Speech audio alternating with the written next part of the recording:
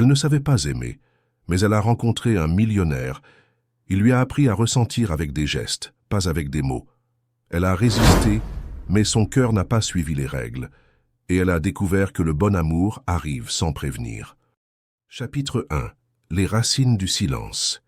L'arôme de café frais envahissait chaque recoin du coin de Victoire, un petit établissement niché dans les rues pavées du quartier historique de Gordes, en Provence.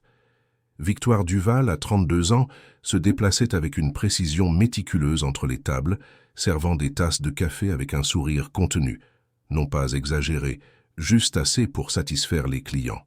« Bonjour, monsieur Edmond. Le café filtre habituel ?» demanda-t-elle, connaissant déjà la réponse. « Et ce croissant aux amandes que vous seul savez faire, ma petite » répondit le vieil homme, aux cheveux grisonnants, un client fidèle depuis l'ouverture 5 ans auparavant. Victoire hocha la tête et retourna au comptoir. Là, entre les grains importés et les ustensiles organisés en parfaite symétrie, elle trouvait sa paix. Un petit royaume, mais le sien. Conquis à la sueur de ses années de travail dans les cafés des autres, en économisant chaque centime, en refusant toute aide extérieure.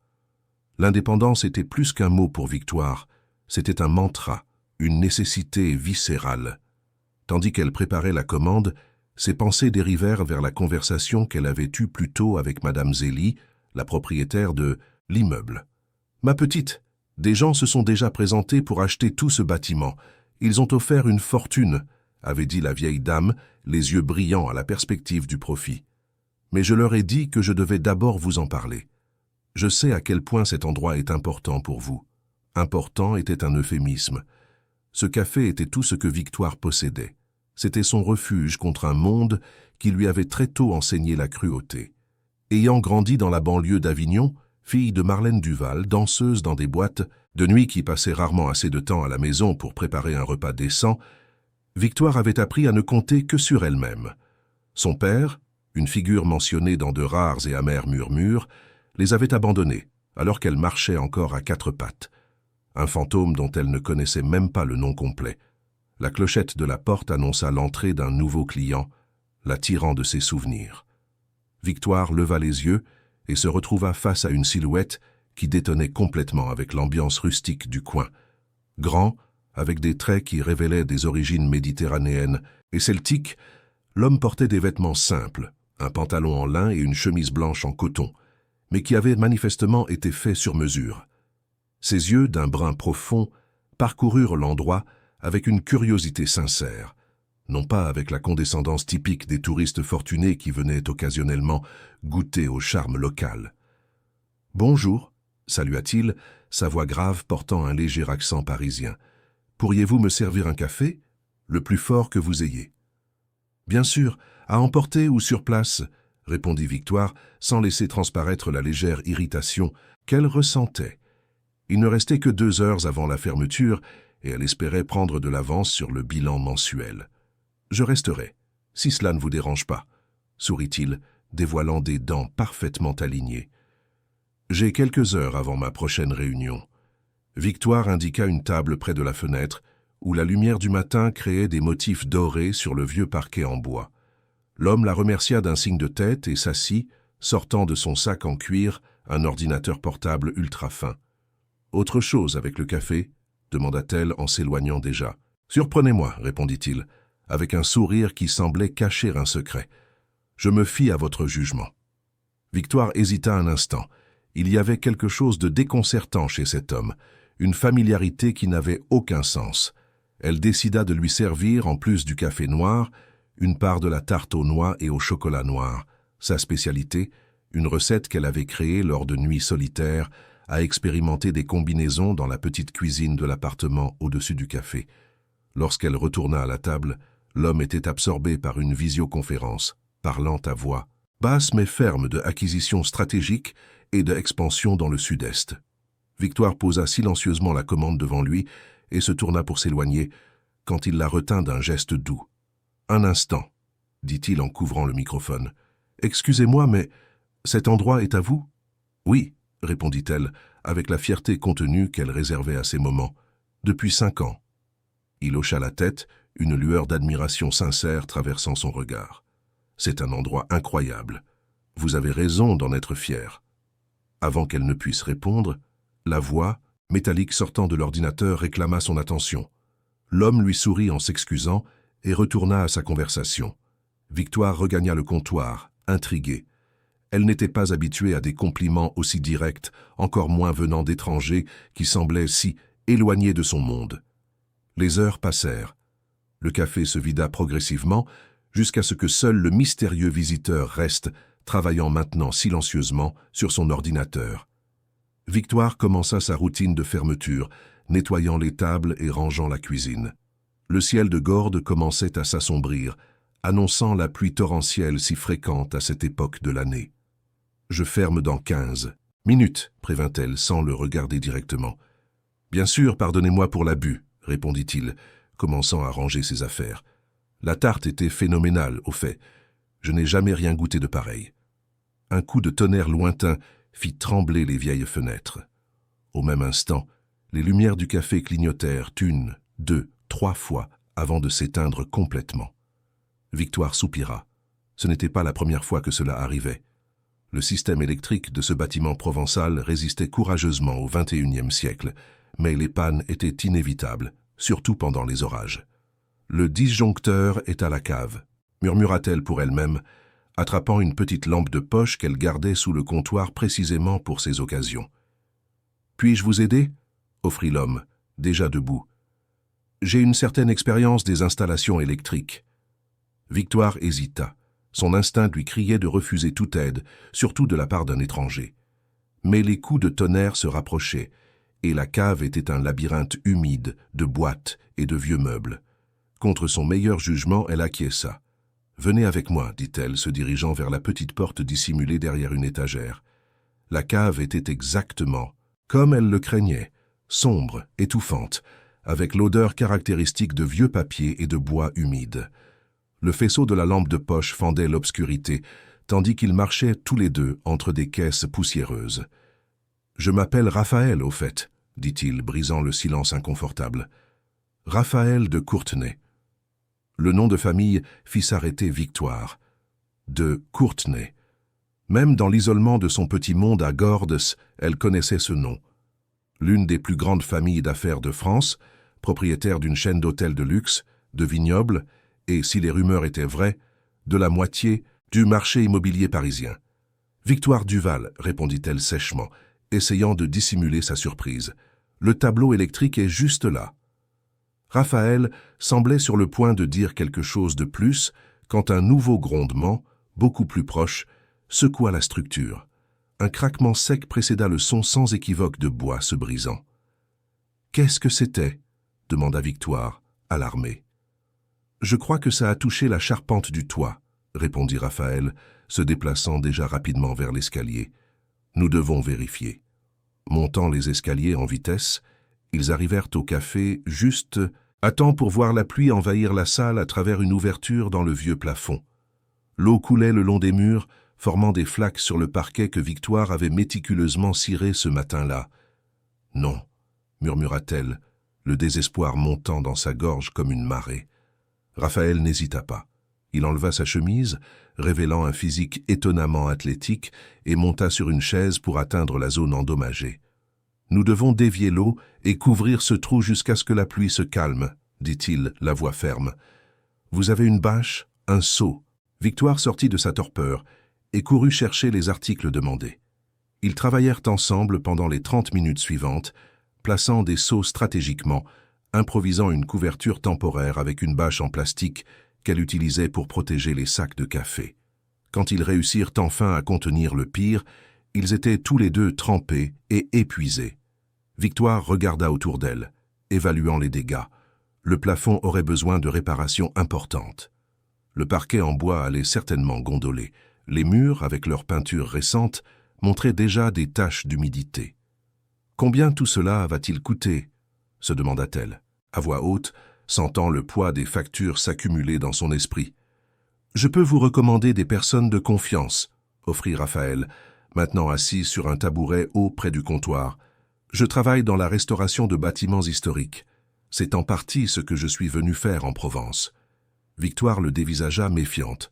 « Je n'ai pas besoin de faveur. » Ce n'est pas une faveur, répondit-il calmement. C'est du réseautage. Vous connaissez les meilleurs fournisseurs de café de la région, je connais les meilleurs restaurateurs. Un échange équitable.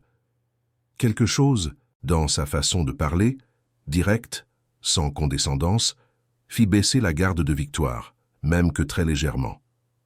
Peut-être était-ce la fatigue, peut-être l'inquiétude face aux pertes imminentes, mais elle accepta une carte qu'il sortit de son portefeuille. « Vous êtes vraiment un de Courtenay ?» demanda-t-elle enfin. Raphaël sourit, un sourire qui n'atteignait pas complètement ses yeux. « Techniquement. Mais j'ai passé les 5 dernières années à essayer d'être simplement Raphaël. » Avant qu'il ne puisse développer, son téléphone portable sonna. Après une brève conversation, il raccrocha avec une expression préoccupée. « Je dois y aller, » dit-il, enfilant sa chemise encore humide. « Mais je reviendrai demain pour voir comment ça va, si vous me le permettez. » Victoire hocha la tête, sans s'engager. Quand il sortit dans la nuit pluvieuse, elle resta immobile, la carte entre les doigts, essayant de digérer cette étrange rencontre. Qui était donc cet homme qui avait surgi de nulle part, parlant d'affaires dans des visioconférences coûteuses, mais qui savait improviser des réparations de toiture? Ce qu'elle ne savait pas en fermant son café endommagé, c'est que Raphaël de Courtenay gardait des secrets aussi profonds que les siens. Et que cette rencontre fortuite allait changer irrémédiablement le cours de leur vie blindée par la solitude. Chapitre 2. Monde parallèle. Le soleil venait à peine de se lever que Victoire était déjà dans son café, évaluant les dégâts causés par la tempête de la veille. Son appartement à l'étage avait été épargné, mais la salle principale avait considérablement souffert. Elle regarda le plafond improvisé couvert par la bâche et soupira. Cela allait engloutir toutes ses économies des derniers mois, si elle avait de la chance. Elle prit son téléphone, contemplant le numéro qu'elle avait enregistré à contre-cœur la nuit précédente. Raphaël de Courtenay. Même si son orgueil protestait, elle avait besoin d'une aide professionnelle et rapide.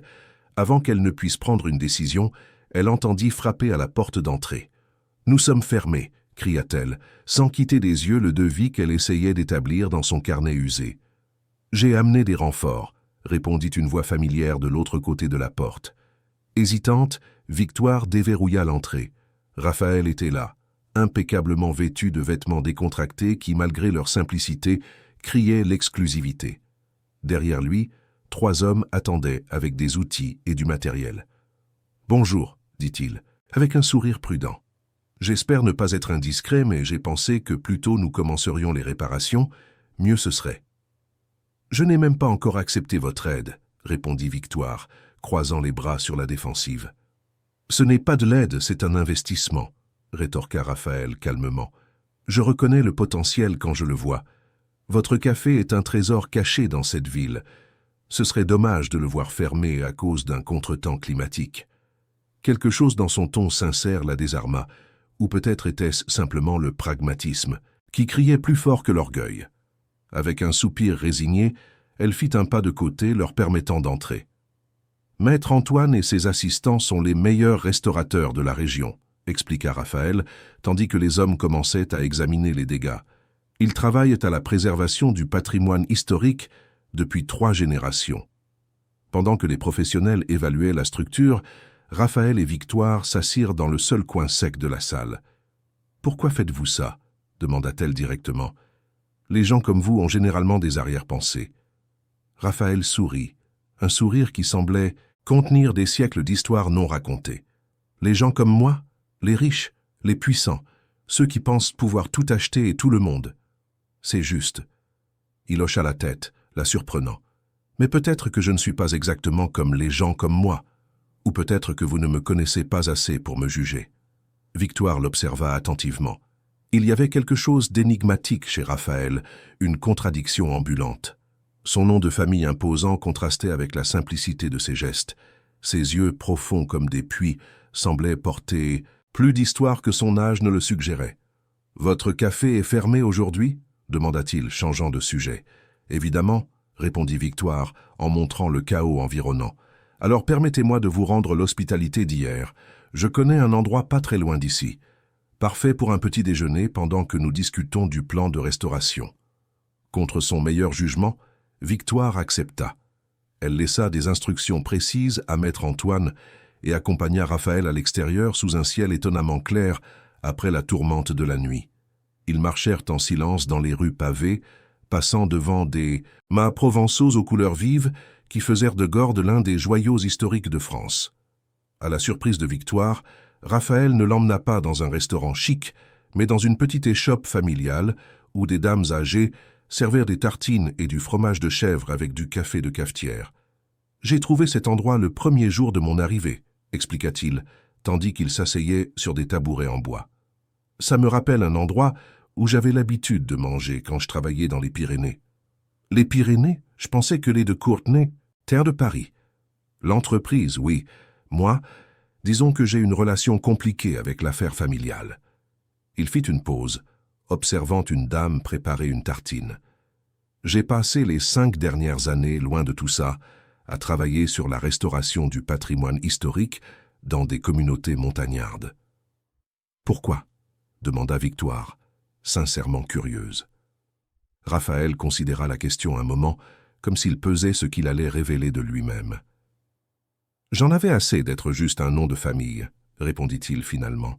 « Je voulais construire quelque chose de mes propres mains, voir l'impact réel de mon travail. » Il y avait de la vérité dans ces mots, Victoire pouvait le sentir, une vérité qui, de manière inattendue, résonnait avec sa propre histoire. Le petit déjeuner arriva, des tartines avec de la confiture maison, du fromage de chèvre frais et du café fort servi dans des tasses en émail. Ils mangèrent dans un silence confortable pendant quelques minutes, jusqu'à ce que Raphaël reprenne la parole. « Et vous? Comment avez-vous fini avec un café à Gordes ?» Victoire hésita. Elle parlait rarement d'elle-même, de son passé. Elle avait construit des murs si, aux autour de ces histoires, qu'elle oubliait parfois ce que c'était que de les partager. « J'ai grandi à Avignon, » commença-t-elle prudemment, « en banlieue. Ma mère travaillait la nuit, alors j'ai passé beaucoup de temps seule. J'ai appris à cuisiner par nécessité, à faire du café pour la maintenir éveillée quand elle rentrait épuisée le matin. » Elle omit les détails, les différents hommes qui apparaissaient dans la vie de sa mère et disparaissaient avec la même rapidité, les factures en retard, les nuits où elle ne dînait que de pain et de beurre. Certaines choses étaient trop intimes pour être partagées avec un quasi-inconnu, aussi intrigant soit-il. À 16 ans, j'ai commencé à travailler dans des cafés. J'ai réalisé que j'avais un talent pour ça. Pour les grains, pour les recettes, j'ai économisé chaque centime pendant près de 10 ans. Quand j'ai trouvé ce bâtiment à Gordes, abandonné mais avec tant de potentiel, j'ai su que c'était mon destin. Raphaël écouta attentivement, sans l'interrompre, sans la juger. Quand elle eut terminé, il hocha la tête avec respect. « Construire quelque chose à partir de rien demande du courage, » dit-il, avec une admiration sincère. « Peu de gens ont cette force. » « Ou cette obstination, » ajouta-t-elle, s'autorisant un rare sourire. Le téléphone de Raphaël sonna, interrompant le moment. Il regarda l'appareil et son visage changea subtilement. Une tension presque imperceptible dans ses épaules, une ombre fugace dans son regard. « Je dois répondre, » s'excusa-t-il, s'éloignant de quelques pas. Victoire l'observa pendant la brève conversation. Sa posture avait complètement changé. Plus droit, la voix plus contrôlée, l'accent parisien plus prononcé. Quand il revint à table, quelque chose s'était perdu de ce Raphaël décontracté d'il y a quelques instants. « Des problèmes ?» risqua-t-elle de demander. « Juste des affaires de famille, » répondit-il vague. « Je suis de retour à Paris temporairement pour régler quelques questions en suspens. Mon père se retire de la présidence du groupe et il y a toute une restructuration en cours. Et vous êtes l'héritier naturel ?»« En théorie. » Son regard erra vers les collines du Luberon visibles au loin. « Mais j'ai passé 5 ans à construire une autre vie, un autre but. Revenir maintenant semble un pas en arrière, » compléta-t-elle, comprenant parfaitement. « Exactement. » Ils terminèrent leur petit déjeuner et retournèrent au coin de Victoire, où les ouvriers avaient déjà enlevé les parties endommagées du plafond et commençaient à préparer la structure pour la réparation définitive. « Maître Antoine a dit qu'il pourrait tout finir en 3 jours, » informa Raphaël. « Ils utiliseront des techniques traditionnelles en préservant la structure d'origine. » 3 jours de fermeture, ça représente beaucoup de pertes, murmura Victoire, faisant des calculs mentaux. « J'ai une proposition, » dit Raphaël, après un moment de réflexion. « L'hôtel de Courtenay organise un festival gastronomique ce week-end, ici à Gordes. Plusieurs chefs de la région ont été invités pour créer des expériences avec des ingrédients locaux. Victoire plissa les yeux, méfiante. Et l'un des participants a annulé à la dernière minute. Nous avons besoin de quelqu'un qui s'y connaisse en café gourmet et en pâtisserie régionale. Vous m'offrez un travail par pitié? Raphaël secoua la tête, patient. Je vous offre une opportunité commerciale. Votre café et vos créations méritent d'être connus. Et le cachet n'est pas négligeable. Victoire croisa les bras partagés. La proposition était tentante. L'argent compenserait les jours de fermeture et apporterait de la visibilité à son petit établissement. Mais accepter signifiait entrer dans son monde, un monde dont elle s'était toujours méfiée. « J'y réfléchirai », répondit-elle finalement. Raphaël hocha la tête sans insister. « C'est juste, le festival commence demain. Je laisserai votre nom sur la liste des invités au cas où vous décideriez de venir. » Avant de partir, il hésita sur le seuil, comme s'il voulait dire quelque chose de plus. Au lieu de cela, il se contenta de sourire, ce sourire énigmatique qui semblait cacher des océans. Et partit. Victoire resta longtemps immobile, observant les ouvriers, sentant l'arôme familier du bois ancien mélangé à l'odeur de café imprégnée dans les murs. Son petit refuge était maintenant entre les mains d'étrangers, et, d'une certaine manière, sa vie semblait aussi prendre un tournant inattendu. Cette nuit-là, après le départ des ouvriers, elle monta dans son petit appartement au-dessus du café. Elle ouvrit une bouteille de vin bon marché qu'elle gardait pour les occasions spéciales, ou les crises, comme elle aimait à se le dire en plaisantant, et s'assit à la fenêtre qui donnait sur les lumières lointaines d'Avignon. Son téléphone sonna, affichant un nom qu'elle n'avait pas vu depuis des années, Maman. L'estomac de Victoire se noua. Pourquoi maintenant? Pourquoi, après presque 3 ans de silence, Marlène Duval avait-elle décidé de ressurgir dans sa vie? Le doigt tremblant légèrement, Victoire ignora l'appel. Quelques secondes plus tard, un SMS. « Ma fille, nous devons parler. Je suis de retour à Avignon. J'ai des nouvelles importantes. » Victoire posa le téléphone face contre table, comme si elle pouvait ainsi faire taire les souvenirs que ce contact ravivait.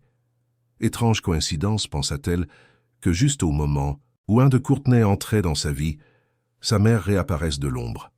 Ce que Victoire ne pouvait pas imaginer, c'est que ces deux événements apparemment sans lien étaient plus entrelacés que quiconque aurait pu le soupçonner, et que les secrets gardés pendant des années étaient sur le point d'émerger, comme des bulles qui remontent inévitablement à la surface de l'eau, quelle que soit la profondeur à laquelle elles se forment. Chapitre 3. Révélation à table. L'hôtel de Courtenay-Gordes, c'était une construction impressionnante qui mariait des éléments provençaux préservés avec des touches modernes de luxe discret. Situé au sommet d'une colline, il offrait une vue privilégiée sur la vallée du Luberon. Victoire se sentit déplacée dès qu'elle franchit les portes d'entrée, vêtue de ce qu'elle considérait comme sa meilleure tenue, une robe bleu marine simple et des sandales artisanales. Après mûre réflexion, elle avait décidé d'accepter l'invitation de Raphaël. Pragmatisme, se disait-elle, juste des affaires. Rien à voir avec la curiosité pour son monde, ou avec la façon dont son sourire semblait transformer l'atmosphère autour de lui. « Bonsoir, mademoiselle. En quoi puis-je vous aider ?» demanda le réceptionniste, avec une politesse étudiée. « Je suis Victoire Duval. J'ai été invité pour le festival gastronomique. » L'homme consulta une liste et son visage changea subtilement. « Bien sûr, mademoiselle Duval, monsieur de Courtenay a laissé des instructions spécifiques. Veuillez me suivre. » Au lieu de la diriger vers la salle principale, où Victoire pouvait apercevoir des tables élégamment décorées et des gens en tenue de soirée, l'employé la conduisit par un couloir latéral jusqu'à un petit salon privé. « Monsieur Raphaël a demandé que vous attendiez ici. Il vous rejoindra sous peu pour discuter des détails de votre participation. » Seule dans cet environnement luxueux, Victoire se sentit encore plus mal à l'aise. Elle examina les tableaux au mur, des reproductions de toiles célèbres d'artistes provençaux mêlées à de vieilles photographies de Gordes. L'une d'elles attira particulièrement son attention. Elle montrait le bâtiment où se trouvait maintenant son café, des décennies plus tôt quand il abritait apparemment une petite librairie. Fascinant comme les lieux gardent des histoires, n'est-ce pas? La voix de Raphaël la fit sursauter. Elle ne l'avait pas entendu entrer. J'ai fait des recherches sur votre bâtiment, continua-t-il, s'approchant pour observer la photographie. Il a été construit à la fin du XIXe siècle par un commerçant marseillais. Il a été une résidence, une librairie, un atelier de couture, et maintenant, l'un des meilleurs cafés de Provence. Vous exagérez, répondit Victoire, essayant d'ignorer sa proximité et le parfum subtil qui émanait de lui. C'est juste un petit commerce de quartier. Avec un potentiel pour bien plus, rétorqua Raphaël, se tournant pour la regarder. Quelque chose dans son regard était différent aujourd'hui, une intensité contenue, comme s'il calculait constamment des mots non dits. « Allons droit au but », dit Victoire, mal à l'aise avec le silence qui s'était installé. « Quelle serait ma participation à cet événement ?» Raphaël lui indiqua de s'asseoir. « Demain, c'est la journée dédiée à l'expérience du café. Nous aurons des experts qui parleront des grands crus de café, des méthodes de préparation et des accords. Votre espace servirait à démontrer votre talent avec les pâtisseries qui accompagnent le café, en utilisant notamment des ingrédients régionaux. Et le paiement ? Raphaël mentionna une somme qui fit involontairement écarquiller les yeux de Victoire. C'était plus que ce qu'elle gagnait en un mois entier avec le café. « C'est beaucoup, dit-elle, hésitante. « C'est juste, corrigea-t-il. La qualité mérite une reconnaissance adéquate. » Avant qu'elle ne puisse répondre, la porte s'ouvrit de nouveau. Une femme élégante, d'environ 50 ans, entra avec l'assurance de quelqu'un habitué à commander. « Raphaël, mon chéri, tout le monde te demande au... » Elle s'interrompit en remarquant Victoire. Ses yeux, identiques à ceux de Raphaël, l'analysèrent rapidement. « Oh, je ne savais pas que tu avais de la compagnie. »« Mère, voici Victoire Duval, la chef invitée pour la section café et pâtisserie régionale demain. Victoire, ma mère, Isabelle de Courtenay. » Isabelle tendit une main aux ongles parfaitement manucurés, son sourire n'atteignant pas ses yeux. « Enchanté. Raphaël a un excellent œil pour les talents méconnus. » Le ton condescendant ne passa pas inaperçu. Victoire serra la main offerte avec une fermeté délibérée. « C'est peut-être parce qu'il sait regarder au-delà des apparences, » répondit-elle, en maintenant son regard fixe. Une lueur de surprise et quelque chose proche du respect traversa le regard d'Isabelle. Raphaël sembla réprimer un sourire. « Raphaël, ta présence est requise dans la salle principale, » continua Isabelle se tournant vers son fils. « Patricia Mendoza est arrivée, et tu sais comment elle est quand elle ne reçoit pas l'attention qu'elle mérite. » En entendant ce nom, Raphaël se tendit de manière presque imperceptible. Victoire remarqua le changement subtil dans sa posture, le raidissement de sa mâchoire. « Dis-lui que j'arrive dans quelques minutes, » répondit-il, avec une formalité qui ne correspondait pas à l'homme qu'elle avait connu au café. Isabelle lança un dernier regard évaluateur à Victoire avant de sortir, fermant la porte avec une élégance étudiée. « Votre mère semble intéressante, » commenta Victoire, brisant le silence inconfortable. Raphaël sourit sans humour. Diplomate comme toujours, Isabelle de Courtenay est une force de la nature. Elle a bâti l'empire hôtelier aux côtés de mon père et ne permet à personne de l'oublier. « Et qui est Patricia Mendoza ?» demanda Victoire, se surprenant de sa propre audace. Raphaël hésita, son regard errant vers la fenêtre qui montrait les lumières du vieux village. « Une connexion familiale compliquée. Fille de nos partenaires en Argentine, les Mendoza contrôlent une grande partie du marché hôtelier sud-américain. Il y avait plus dans cette histoire, Victoire pouvait le sentir, quelque chose dans la façon dont il avait détourné le regard, dont sa voix avait pris un ton plus formel. « Je vois, » dit-elle, même sans comprendre complètement. « Eh bien, je devrais vous laisser à vos obligations sociales. Je serai là demain à 9 heures, comme convenu. » Elle se leva, ajustant sa robe simple, soudain consciente de chaque imperfection par rapport à l'environnement luxueux. « Victoire !» appela Raphaël alors qu'elle se dirigeait déjà vers la porte. « J'aimerais que vous restiez pour le dîner, comme mon invité. » Quelque chose dans la façon dont il prononça « mon » fit inexplicablement accélérer le cœur de Victoire. « Bêtise !» se réprimanda-t-elle mentalement. « Je ne me sens pas exactement appropriée pour l'occasion, » répondit-elle, désignant sa tenue simple. « Vous êtes parfaite, » dit-il, avec une sincérité qui la désarma. « De plus, ce serait bien que vous rencontriez certains des participants avant l'événement de demain. » Contre son meilleur jugement, Victoire accepta. Elle se retrouva bientôt conduite dans la salle principale, où des tables élégamment dressées accueillaient l'élite entrepreneuriale du Sud-Est. Raphaël la guida avec gentillesse, la présentant à divers chefs et critiques gastronomiques, soulignant toujours son talent pour le café et la pâtisserie régionale. À la surprise de Victoire, beaucoup avaient déjà entendu parler du coin de Victoire.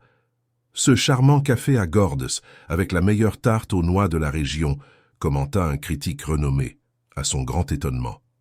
À un moment donné, alors que Raphaël discutait avec un fournisseur de vin, Victoire en profita pour observer l'ambiance.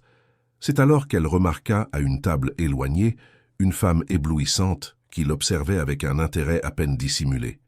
Grande, les cheveux noirs parfaitement coiffés et vêtue d'une tenue qui coûtait certainement plus qu'un an de loyer de son café, elle irradiait une confiance aristocratique. Comme si elle percevait le regard de Victoire, la femme sourit et leva son verre dans un toast silencieux avant de se lever gracieusement et de marcher dans sa direction. « Alors c'est vous la nouvelle protégée de Raphaël », dit-elle dans un français parfait, à peine marqué par un accent argentin. « Je suis Patricia Mendoza. Raphaël et moi sommes de vieux amis. » La façon dont elle prononça « ami » laissait clairement entendre qu'il y avait bien plus dans cette histoire. « Victoire Duval », répondit-elle, soutenant le regard de la femme. « Et je ne suis la protégée de personne. Je suis une chef invitée pour le festival. » Patricia rit, un son mélodieux qui attira les regards alentour. « Bien sûr, ma chérie, Raphaël a toujours eu un œil aiguisé pour les talents locaux. » Avant que Victoire ne puisse répondre à l'insulte voilée, elle sentit une présence derrière elle. Raphaël était revenu, et son expression en voyant Patricia était un mélange complexe d'émotions que Victoire ne parvint pas à déchiffrer complètement.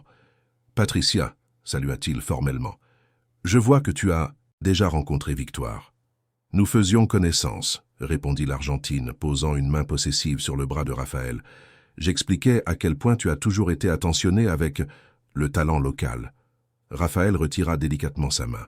« Victoire est une chef talentueuse dont le travail mérite d'être reconnu. Rien de plus, rien de moins. » La façon dont il parla, défensive et en même temps distante, blessa Victoire d'une manière qu'elle n'attendait pas. Bien sûr, pensa-t-elle, que pouvait-il y avoir d'autre? Juste des affaires, comme elle se l'était toujours dit. « Excusez-moi, dit-elle, soudainement, étouffée par l'atmosphère, je dois vérifier certaines choses pour demain. » Elle sortit rapidement, ignorant l'appel de Raphaël. Elle avait besoin d'air, d'espace pour réfléchir. Que faisait-elle ici? Ce n'était pas son monde, ça ne le serait jamais. Et Raphaël de Courtenay, avec son charme et ses mystères, appartenait certainement à un univers qui ne s'alignerait jamais sur le sien. À l'extérieur de l'hôtel, la nuit provençale était fraîche et parfumée par les senteurs de lavande et de thym. Victoire respira profondément, essayant de calmer le tourbillon d'émotions inattendues. Elle était sur le point d'appeler un taxi quand son téléphone vibra, un message d'un numéro inconnu. « Ma fille, je sais que tu m'évites. J'ai besoin de te voir. C'est à propos de ton père. J'ai découvert quelque chose d'important. Je suis à l'hôpital Sainte-Jeanne. S'il te plaît, viens. Marlène. » L'estomac de Victoire se noua. Hôpital. Sa mère était malade, et quelle révélation pouvait-il y avoir sur le père qu'elle n'avait jamais connu? Alors qu'elle contemplait le message, une nouvelle notification apparut. Un appel manqué de Raphaël suivi d'un message « Je suis désolé pour le comportement de Patricia. S'il te plaît, ne pars pas comme ça. Nous avons beaucoup de choses à nous dire. » Victoire leva les yeux vers le ciel étoilé de Gordes, se sentant tiraillée entre deux mondes qui semblèrent la tirer dans des directions opposées. D'un côté, le passé qu'elle avait toujours essayé de laisser derrière elle, matérialisé par le message désespéré de sa mère. De l'autre, un avenir incertain et tentant, représenté par Raphaël et ses promesses non dites. Avec un soupir, elle appela un taxi. Certaines réponses ne pouvaient plus attendre. Il était temps d'affronter le passé pour peut-être libérer l'avenir. Ce que Victoire ne savait pas, c'est que sa décision cette nuit-là déclencherait une série de révélations qui transformeraient à jamais sa compréhension de qui elle était vraiment, et que les de Courtenay étaient bien plus entrelacés dans son histoire qu'elle n'aurait jamais pu l'imaginer. Chapitre 4. Liens invisibles. L'hôpital Sainte-Jeanne dégageait cette odeur caractéristique des établissements médicaux, un mélange d'antiseptiques, de café réchauffé et de désinfectants qui retournait l'estomac de Victoire. Elle avait toujours détesté les hôpitaux depuis son enfance, lorsqu'elle avait passé une semaine entière à attendre que sa mère se remette d'un accident qui, des années plus tard, s'était avéré être le résultat de violences conjugales de la part de son dernier petit ami. Elle suivit les instructions de la réceptionniste, marchant dans les couloirs éclairés par des néons jusqu'à la chambre 307. Elle hésita devant la porte entr'ouverte, son cœur battant comme un oiseau effrayé contre ses côtes. 15 ans. C'était le temps qu'elle avait passé à construire une vie loin de l'instabilité que représentait Marlène Duval. « Je peux vous aider ?» Une infirmière s'approcha, remarquant son hésitation. « Je suis venue voir Marlène Duval », répondit Victoire, la voix plus ferme qu'elle ne se sentait. « Ah, vous êtes sa fille. Elle a mentionné que vous viendriez. Entrez, elle est réveillée. » La première vision de sa mère après tant d'années fut un choc. Marlène, qui avait toujours été une femme exubérante, à la présence magnétique même dans ses pires jours, était réduite à une silhouette fragile contre les draps blancs de l'hôpital. Ses cheveux, autrefois noirs et volumineux, étaient maintenant clairsemés et grisonnants, encadrant un visage marqué non seulement par le temps, mais par quelque chose de plus profond, le poids des choix et des secrets. « Victoire », murmura Marlène, ses yeux s'illuminant en voyant sa fille. « Tu es venue. » Victoire resta à l'entrée de la chambre, incapable de s'approcher complètement, comme si les années de distance avaient créé une barrière physique entre elles. « Qu'est-ce qui s'est passé? Ton message disait... »« Un cancer, » interrompit Marlène, directe comme toujours. « Stade avancé. Les médecins disent qu'il me reste quelques mois. » Les mots frappèrent Victoire comme un coup de poing, malgré tous les ressentiments. Toutes les nuits passées seule pendant que sa mère travaillait ou sortait avec différents hommes, l'idée que Marlène quitte ce monde semblait impossible. « Pourquoi ne m'as-tu pas contacté avant ?» demanda-t-elle, s'approchant enfin du lit. Marlène sourit tristement. « Orgueil? Honte? Les deux, probablement. Tu as construit une belle vie loin du chaos que j'ai toujours représenté. Je ne voulais pas gâcher ça. » Victoire s'assit sur la chaise à côté du lit, observant les mains de Marlène, maintenant fines et marquées par des veines proéminentes, si différentes des mains fortes dont elle se souvenait de son enfance. « Tu as mentionné mon père dans le message, » dit-elle après un long silence. Marlène ferma brièvement les yeux, comme pour rassembler ses forces. « Oui, c'est pour ça que je devais te voir. Il y a des choses que tu dois savoir, des choses que j'ai gardées secrètes trop longtemps. » Elle tendit une main tremblante vers le tiroir de la table de chevet, en sortant une enveloppe jaunie. « Tiens, ce sont des photos, des documents, la vérité sur ton père. » Victoire prit l'enveloppe avec hésitation. Toute sa vie, son père n'avait été qu'une figure nébuleuse, mentionnée rarement et toujours de manière évasive par Marlène. « Ton père ne nous a pas abandonnés comme je te l'ai dit, » continua Marlène, sa voix plus ferme maintenant, comme si chaque mot libérait un poids gardé pendant des décennies. « C'est moi qui l'ai repoussé. C'était la décision la plus grande et la plus égoïste de ma vie. » Avec des doigts tremblants, Victoire ouvrit l'enveloppe. La première photographie montrait une jeune Marlène, resplendissante dans une robe simple, aux côtés d'un homme grand, aux traits nobles et marqués. Il y avait quelque chose de familier dans ce visage, quelque chose qui fit manquer un battement à son cœur. « Auguste de Courtenay, » dit Marlène, observant la réaction de sa fille. « Nous nous sommes rencontrés quand il est venu en Provence pour un projet social de l'entreprise familiale. Il était différent des autres hommes riches que j'avais connus, gentil, idéaliste, passionné par la préservation culturelle.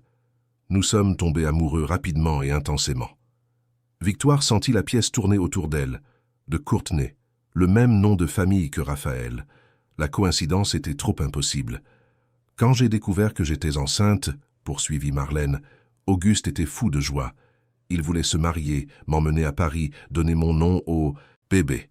Mais moi, sa voix se brisa. J'avais peur, Victoire, peur de ne pas appartenir à ce monde, peur de te perdre au profit d'une famille puissante qui pourrait m'écarter à tout moment. Alors tu lui as menti, conclut Victoire, les pièces s'emboîtant douloureusement dans son esprit. Je lui ai dit que j'avais perdu le bébé, que nous devions suivre des chemins différents. Il a été dévasté, mais il a respecté ma décision. Il est retourné à Paris et, 1 an plus tard, il a épousé Isabelle. Isabelle, la mère de Raphaël. La réalité frappa Victoire comme une avalanche. Si Auguste de Courtenay était son père biologique, et aussi le père de Raphaël, alors « Raphaël est mon demi-frère », murmura-t-elle, plus pour elle-même que pour Marlène. « Oui », confirma sa mère, des larmes coulant maintenant librement sur son visage vieilli, et il ne le sait pas. Personne ne le sait, sauf moi, et maintenant toi. Victoire se leva brusquement, incapable de traiter tout ce qu'elle venait d'entendre. Les dernières semaines défilèrent comme un film dans son esprit. Les rencontres avec Raphaël, l'alchimie inexplicable, les sentiments confus qu'elle avait commencé à nourrir pour lui. « Pourquoi maintenant ?» demanda-t-elle, sa voix tremblant d'une émotion contenue. « Pourquoi me dire ça après toutes ces années ?»« Parce que je suis en train de mourir, » répondit Marlène avec une sincérité crue. « Et parce que je vous ai vus ensemble. »« Quoi ?» ?»« La semaine dernière, je suis passé devant ton café et je l'ai vu là, en train de te parler. Je reconnaîtrais un de Courtenay n'importe où. Il est le portrait craché de son père à 30 ans. » Marlène fit une pause, respirant avec difficulté. « Quand j'ai su qu'il était de retour en Provence, j'ai fait des recherches sur lui. Raphaël s'est éloigné des affaires familiales pendant des années, vivant anonymement. Maintenant, il est de retour parce que son père est malade. Auguste a un grave problème cardiaque. Victoire eut la nausée. Son père biologique, l'homme qu'elle n'avait jamais connu, menait aussi une bataille de vie ou de mort, tout comme la mère qui avait ressurgi de l'ombre. Et Raphaël qui avait commencé à occuper une place dans ses pensées, et secrètement, dans son cœur, était son frère. « Je dois y aller, » dit-elle, se dirigeant rapidement vers la porte. « Victoire !» appela Marlène, sa voix soudainement forte. « Il y a encore une chose que tu dois savoir. » Victoire s'arrêta sans se retourner. « Auguste a essayé de te retrouver. Des années plus tard, quand il a appris par une connaissance commune que j'avais une fille dont l'âge coïnciderait avec notre grossesse, il m'a cherché. J'ai tout nié, bien sûr. Mais il n'y a jamais complètement cru. Il t'a laissé une lettre, au cas où la vérité éclaterait un jour. » Marlène tendit une seconde enveloppe, celle-ci scellée et portant le nom de Victoire écrit d'une écriture élégante. « Il m'a laissé ça il y a 15 ans, la dernière fois que nous nous sommes vus. » Les mains tremblantes, Victoire prit l'enveloppe. « J'ai besoin de temps, » murmura-t-elle, avant de sortir rapidement de la chambre, ignorant l'appel faible de sa mère. Dans le taxi qui la ramenait à Gordes, Victoire avait l'impression de vivre un cauchemar particulièrement cruel. Toute sa vie avait été construite sur des mensonges. L'absence de son père, qu'elle avait toujours attribué à un abandon, était en fait un choix délibéré de sa mère. Et maintenant, alors qu'elle s'était enfin permis de ressentir quelque chose pour quelqu'un, elle découvrait que cette personne était son propre frère. Le taxi s'arrêta devant le coin de Victoire. La bâche qui couvrait le toit endommagé flottait légèrement dans la brise nocturne, lui rappelant que c'était aussi un problème qu'elle devait affronter. Mais cela semblait si insignifiant maintenant, face à l'ampleur des révélations de cette nuit. Elle monta dans son petit appartement et, pour la première fois depuis des années, se servit une généreuse dose d'eau-de-vie artisanale qu'elle gardait pour les occasions spéciales. Avec des doigts encore tremblants, elle ouvrit la seconde enveloppe, la lettre d'Auguste de Courtenay, son père biologique. « Ma chère fille, car dans mon cœur, je sais que tu existes. » Les mots devinrent flous, tandis que des larmes involontaires brouillaient sa vision. La lettre était un témoignage d'amour paternel, d'un homme qui soupçonnait avoir une fille quelque part, mais qui avait respecté la décision de la mère, le cœur brisé. Il parlait des rêves qu'il avait eus pour elle, de la façon dont il avait imaginé son enfance, son adolescence. Il mentionnait Raphaël, ton frère, qui a le même esprit inquiet et déterminé que toi, même sans t'avoir jamais connu. La lettre se terminait par une demande. « Si un jour cette lettre te parvient, sache qu'il y a une place pour toi dans la famille de Courtenay, non par obligation ou par devoir, mais par amour, le même amour que j'ai ressenti au moment où j'ai su ton existence et que je n'ai jamais cessé de ressentir, même dans les longues nuits où je me demandais si tu existais vraiment. » Victoire laissa la lettre tomber sur ses genoux, émotionnellement, épuisée. Son téléphone sonna, affichant le nom de Raphaël. Elle ignora. Quelques secondes plus tard, un message. « Nous devons parler. Je suis inquiet. Puis-je passer te voir ?» Comment pourrait-elle lui faire face maintenant? Comment expliquer que l'intérêt qu'elle avait commencé à ressentir pour lui était une terrible erreur, une cruelle blague du destin?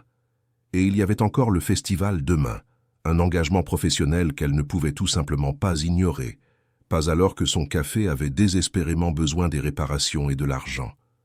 Respirant profondément, elle répondit « Je vais bien. J'ai dû gérer une urgence familiale. On se voit demain au festival, comme convenu. » Bref, professionnel, distant. C'est ainsi qu'il faudrait être désormais. Elle ne se doutait pas que, pendant qu'elle luttait avec ses révélations, Raphaël affrontait ses propres démons. Patricia Mendoza n'était pas à Gordes par hasard. Après le départ brusque de Victoire de l'hôtel, l'Argentine avait révélé le véritable motif de sa présence. Un accord de mariage arrangé entre les familles de Courtenay et Mendoza, planifié depuis des années pour consolider les empires hôteliers des deux dynasties. Un accord qu'Auguste de Courtenay, maintenant gravement malade, insistait pour que son fils honore comme son dernier souhait. Le lendemain matin, alors que le soleil se levait sur Gordes, peignant les toits provençaux de teintes dorées, deux cœurs tourmentés se préparaient à une rencontre qui changerait le cours de leur vie pour toujours. Victoire, portant le poids d'une vérité fraîchement découverte. Raphaël, partagé entre le devoir familial et les sentiments grandissants pour une femme qu'il ne connaissait pas depuis longtemps, mais qui, inexplicablement, semblait avoir toujours fait partie de son âme. Le destin, ce tricheur implacable, préparait son prochain coup sur l'échiquier complexe de leur vie entrelacée. Vague chapitre 1. 5. Entre devoir et désir. Le festival gastronomique de l'hôtel de Courtenay battait son plein lorsque Victoire arriva, portant une caisse avec son matériel et ses ingrédients spéciaux. Elle n'avait dormi que 2 heures, les yeux gonflés, dissimulés précairement par du maquillage. À chaque pas qu'elle faisait dans le hall luxueux, elle sentait le poids de la lettre d'Auguste de Courtenay dans la poche de son tablier.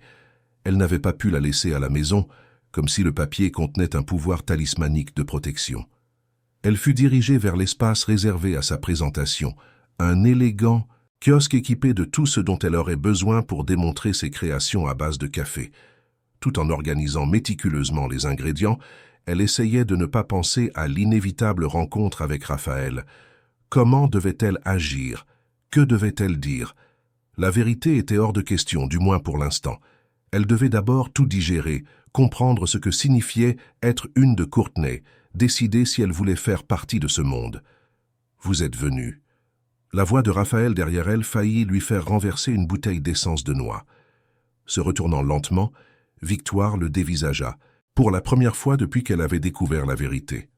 En le voyant maintenant, il était impossible de ne pas remarquer les similitudes avec l'homme de la photographie, les mêmes yeux profonds, le même contour de mâchoire, la même posture qui mêlait dignité et une certaine mélancolie. « Je suis une professionnelle, » répondit-elle en gardant une voix ferme.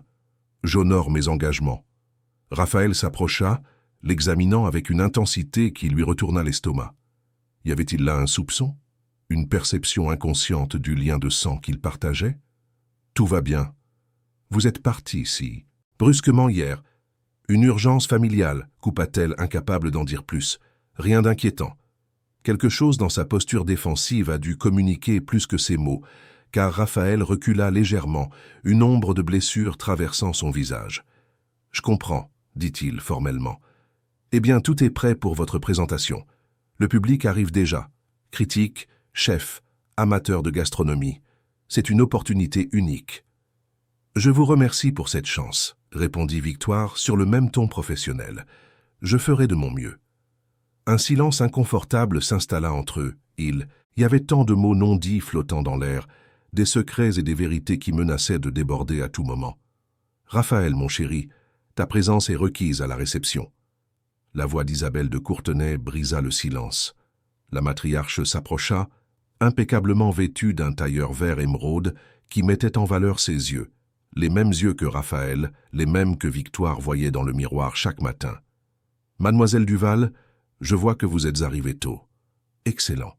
La ponctualité est une vertu rare de nos jours. » Victoire hocha poliment la tête, se sentant analysée par ses yeux perçants. Isabelle avait-elle un pressentiment?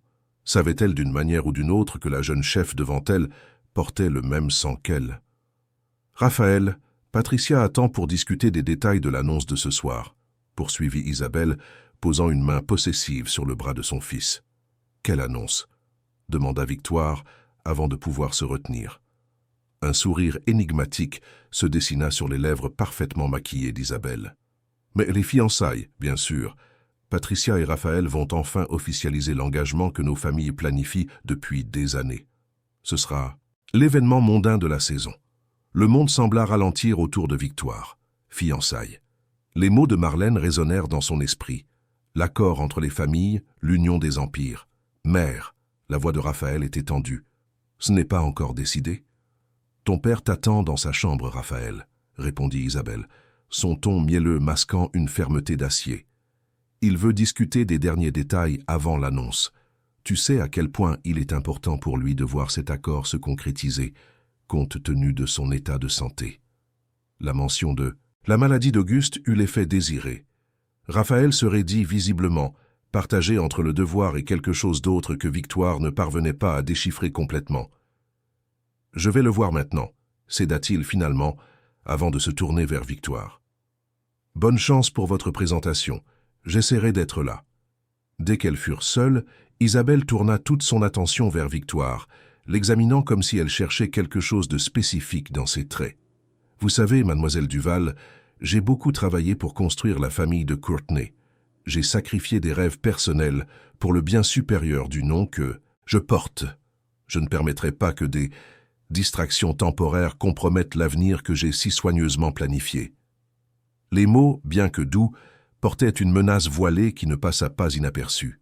« Je ne sais pas de quoi vous parlez, madame de Courtenay, » répondit Victoire, soutenant son regard. « Je suis ici uniquement à titre professionnel. » Isabelle sourit, un sourire qui n'atteignait pas ses yeux. « Bien sûr, et j'espère que cela restera ainsi. Mon fils a un destin à accomplir, des responsabilités qui vont bien au-delà de « aventure provinciale ». Sur ces mots, la matriarche s'éloigna, gracieusement, laissant derrière elle une traînée de parfums coûteux et de menaces implicites. La matinée se déroula dans un flou pour Victoire. Automatiquement, elle fit sa présentation, parlant des cafés d'exception, démontrant ses techniques de préparation, servant ses créations à un public sincèrement enthousiaste. Elle reçut des éloges, échangea des contacts avec des fournisseurs importants et vit même son nom mentionné par un critique renommé qui promit de visiter le coin de Victoire dès sa réouverture. En temps normal, elle aurait été aux anges. Aujourd'hui, chaque sourire était un effort conscient, chaque mot une performance soigneusement contrôlée. Pendant une brève pause, Victoire s'échappa sur une terrasse déserte, ayant désespérément besoin d'air et de solitude. La vue sur Gordes était à couper le souffle, le contraste entre le bleu intense du ciel et les couleurs vives des maisons provençales, les églises centenaires parsemant l'horizon. Un instant, elle se permit simplement d'exister, respirant l'air parfumé, essayant de ne pas penser au tourbillon qu'était devenu sa vie. « C'est à couper le souffle, n'est-ce pas ?» La voix derrière elle n'appartenait pas à Raphaël, comme elle s'y attendait, mais à un homme plus âgé. En se retournant, Victoire se retrouva face à une version vieillie de l'homme de la photographie, les cheveux maintenant complètement grisonnants, le corps autrefois fort maintenant plus fragile, mais les mêmes yeux perçants que ceux de l'image, les mêmes yeux qui l'observèrent maintenant avec une intensité déconcertante. « Auguste de Courtenay », se présenta-t-il, tendant une main qui tremblait légèrement. « Propriétaire de cet établissement et, d'après ce que j'ai entendu, grand admirateur de votre travail. » Victoire sentit sa gorge se serrer. Son père, l'homme dont elle avait ignoré l'existence pendant 30 ans, dont elle portait les mots écrits dans sa poche, se tenait maintenant, devant elle, inconscient du lien qui les unissait. « Victoire Duval », répondit-elle en lui serrant la main. Elle était chaude, sèche, et transmettait une force qui contredisait son apparence fragilisée. « Je vous remercie de l'opportunité de participer au festival. Le plaisir est pour moi. Mon fils Raphaël parle en très bons termes de votre café. Il a dit y avoir trouvé quelque chose de spécial. » Il y avait quelque chose dans la façon dont il l'examinait, une curiosité mêlée à quelque chose de proche de la nostalgie, qui fit se demander à Victoire s'il ne se doutait vraiment de rien. « Votre fils est très gentil, » répondit-elle prudemment. « Raphaël a toujours eu un œil aiguisé pour l'authenticité, » continua Auguste, s'appuyant sur la balustrade pour contempler la vue. Une qualité rare de nos jours, surtout dans notre cercle social. Il fit une pause semblant organiser des pensées complexes. « Mademoiselle Duval, Victoire. Pardonnez mon indiscrétion, mais j'ai connu votre mère il y a de nombreuses années. » Le cœur de Victoire faillit s'arrêter. « Ma mère ? Marlène Duval. Une femme extraordinaire. Nous nous sommes brièvement rencontrés en Provence, lorsque je travaillais sur un projet social dans les années 90. » Auguste sourit mélancoliquement. « Nous avons eu une connexion spéciale. »« Elle ne m'en a jamais parlé, » répondit Victoire, techniquement sans mentir. « Cela ne me surprend pas. Nos mondes étaient très différents. » Auguste fit une pause, l'observant avec une intensité renouvelée. « Vous avez la même force qu'elle dans le regard. Et vous avez aussi... » Ce qu'il s'apprêtait à dire fut interrompu par l'arrivée de Patricia Mendoza, qui glissa sur la terrasse comme une vision en rouge. « Cher beau-père, » ronronna-t-elle, embrassant les joues d'Auguste, « les invités vous réclament. Le moment de l'annonce approche. » Ses yeux calculateurs se posèrent sur Victoire. « Ah, la petite chef du café, votre présentation était pittoresque. Je suis ravi que vous profitiez de votre bref passage dans notre monde. » L'accent mis sur « bref » ne passa pas inaperçu. Victoire garda un visage impassible, refusant de montrer l'impact de ses mots. « Monsieur de Courtenay, mademoiselle Mendoza, si vous le permettez, » dit-elle, se préparant à partir. « Un instant, » demanda Auguste, lui retenant le bras avec une fermeté surprenante. Ses yeux rencontrèrent les siens avec une intensité troublante. « J'aimerais beaucoup visiter votre café quand il rouvrira. J'ai un intérêt particulier pour la gastronomie régionale authentique. » Quelque chose dans la façon dont il dit « intérêt particulier » fit à nouveau se demander à Victoire si Auguste ne se doutait de rien, si, peut-être, la ressemblance entre elle et Raphaël, entre elle et les de Courtenay eux-mêmes, était plus évidente qu'elle ne l'imaginait. « Vous serez le bienvenu, » répondit-elle, se surprenant de la sincérité de son affirmation. En quittant la terrasse, Victoire décida qu'il était temps de partir. Sa présentation était terminée. Le paiement convenu serait déposé sur son compte, et chaque minute supplémentaire dans cet environnement ne faisait qu'augmenter le risque que la vérité n'explose prématurément. Alors qu'elle rassemblait ses affaires, elle sentit une présence familière dans son dos. « Raphaël. »« Vous partez déjà ?» demanda-t-il, la voix trahissant une déception mal dissimulée. « Ma partie est terminée, » répondit-elle, sans se retourner. « Et vous avez des engagements importants ce soir. » À ce sujet. Raphaël passa une main dans ses cheveux, un geste que Victoire avait déjà identifié comme un signe de sa nervosité. « Ce n'est pas ce que ça semble être. Vous n'avez pas besoin de m'expliquer quoi que ce soit, » coupa-t-elle, le regardant enfin. « Nous ne sommes que des connaissances professionnelles. » La blessure dans ses yeux fut comme un coup de poignard. « C'est ce que nous sommes pour vous, après tout ce que nous avons partagé. » « Ce que nous avons partagé ?» voulut crier Victoire. « Un même sang ? Un père qu'aucun de nous n'a vraiment connu pleinement. » Au lieu de cela, elle respira profondément. « Raphaël, vous avez une vie, des responsabilités, des engagements que je ne comprendrai jamais complètement. Et j'ai mon monde, mon café, mon indépendance durement acquise. Nous appartenons à des univers différents. C'est ce que vous pensez ? » demanda-t-il, s'approchant dangereusement. « Que je ne peux pas comprendre votre monde, que je n'admire pas profondément votre force, votre authenticité.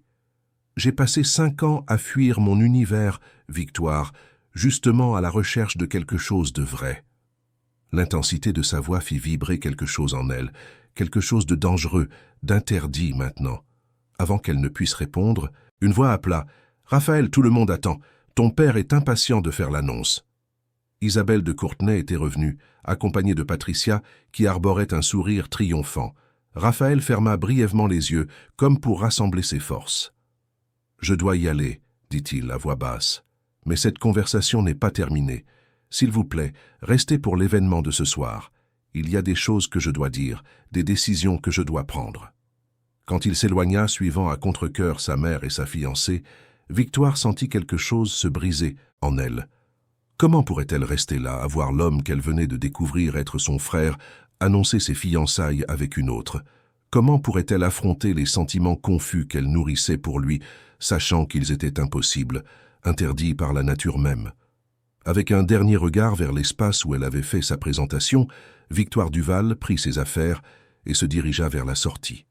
Elle avait besoin de distance, de temps pour réfléchir, pour digérer l'avalanche de révélations des dernières 24 heures. Ce à quoi elle ne s'attendait pas, c'était de trouver, près de la sortie de service, une Marlène Duval visiblement affaiblie, appuyée sur une canne, mais les yeux brillants de détermination. « Ma fille !» appela-t-elle, d'une voix faible mais décidée. « Nous devons parler. Toute la vérité doit être révélée. Aujourd'hui. » Chapitre 6. La vérité révélée. « Maman, qu'est-ce que tu fais ici ?» Victoire regarda Marlène avec alarme, son visage pâle trahissant l'effort qu'elle avait fait pour arriver jusqu'ici. « Tu devrais être à l'hôpital. »« Certains secrets ne peuvent plus attendre, » répondit Marlène, respirant avec difficulté, et celui-ci a déjà attendu trop longtemps.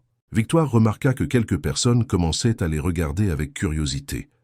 Rapidement, elle conduisit sa mère vers un petit jardin latéral, à l'écart de l'agitation principale de l'hôtel.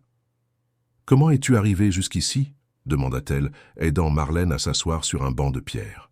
« En taxi. Ce n'était pas difficile de savoir où se tenait l'événement. Les de Courtenay ont toujours fait la une des journaux. » Marlène fit une pause, reprenant son souffle.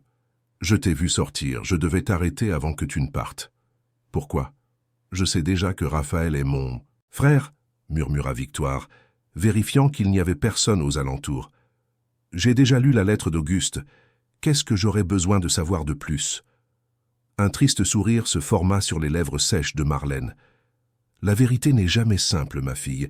Il y a plus, beaucoup plus que tu dois savoir, et pas seulement toi. » Quelque chose dans la façon dont Marlène parla fit parcourir un frisson dans le dos de Victoire. « Qu'est-ce que tu veux dire ?» Avant que Marlène ne puisse répondre, une voix masculine retentit derrière elle. « Marlène Duval, après toutes ces années. » Auguste de Courtenay se tenait à quelques mètres, appuyé sur une canne élégante, son visage un masque d'émotions contradictoires, surprise, confusion, peut-être même une étincelle d'espoir. « Auguste !» répondit Marlène, sa voix soudainement plus ferme. « J'espérais vous trouver. »« Vous vous connaissez ?» demanda Victoire, feignant l'ignorance, tout en digérant le choc de les voir ensemble pour la première fois de sa vie. « Depuis longtemps, » répondit Auguste, s'approchant lentement. Ses yeux, si semblables à ceux de Victoire, passèrent de la mère à la fille, comme s'il cherchait des liens, des confirmations de vieux soupçons. « Votre mère et moi avons eu une relation brève mais significative. Qui s'est terminée quand j'ai découvert que j'étais enceinte ?» compléta Marlène, directement. La déclaration flotta dans l'air, comme une bombe sur le point d'exploser. Auguste se figea, les yeux fixés sur Marlène, puis se tournant lentement vers Victoire. La compréhension envahit progressivement son visage. Choc, confusion, et enfin, une sorte de reconnaissance douloureuse. « Vous, » commença-t-il, la voix brisée. « Vous êtes... » « Sa fille, » confirma Marlène. « La fille que je vous ai dit avoir perdue pendant la grossesse. » Victoire sentit le monde tourner autour d'elle.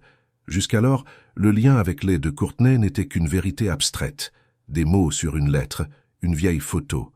Maintenant, confrontée à la réalité physique de son père, à la reconnaissance estampillée sur son visage vieilli, la vérité acquérait un poids écrasant.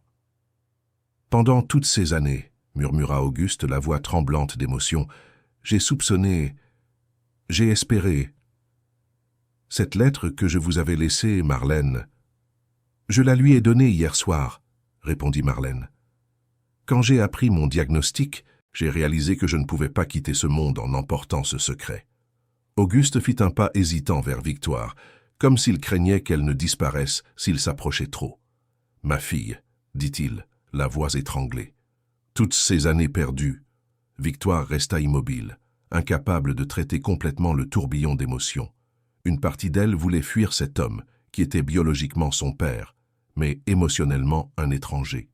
Une autre partie aspirait à combler le vide qui avait toujours existé dans son cœur, l'espace réservé à un père qu'elle n'avait jamais connu. « Il y a plus !» intervint Marlène, sa voix maintenant urgente.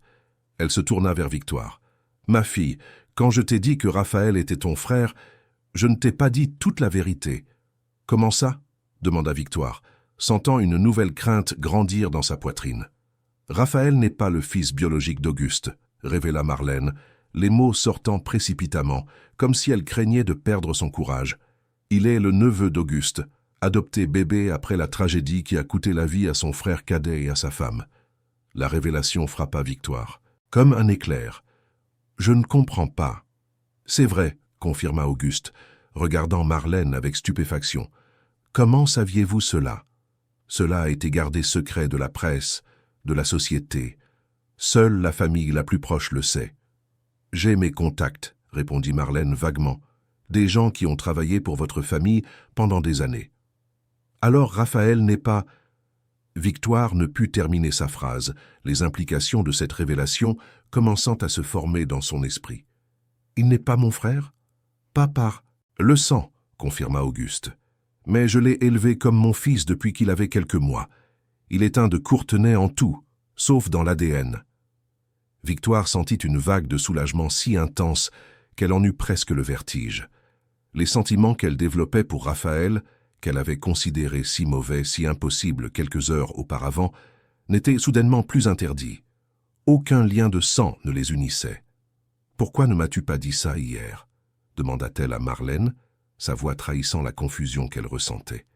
Un triste sourire se forma sur les lèvres pâles de Marlène. « Parce que j'avais besoin que tu viennes ici.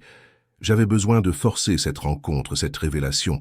Auguste méritait de savoir qu'il a une fille, et tu méritais de connaître ton père. Et maintenant ?» demanda Victoire, les regardant tour à tour. « Que se passe-t-il maintenant ?» Avant que quiconque ne puisse répondre, une nouvelle voix se joignit à la conversation. « Père, je vous cherchais. Tout le monde. » Raphaël s'interrompit en voyant le trio, son regard se posant d'abord sur Victoire, puis sur Marlène et revenant finalement au visage troublé d'Auguste. « Que se passe-t-il ici ?» Le silence qui suivit pesait des tonnes. Victoire regarda Auguste, puis Marlène, espérant que l'un d'eux prendrait l'initiative d'expliquer. Quand personne ne le fit, elle respira profondément et fit un pas en avant.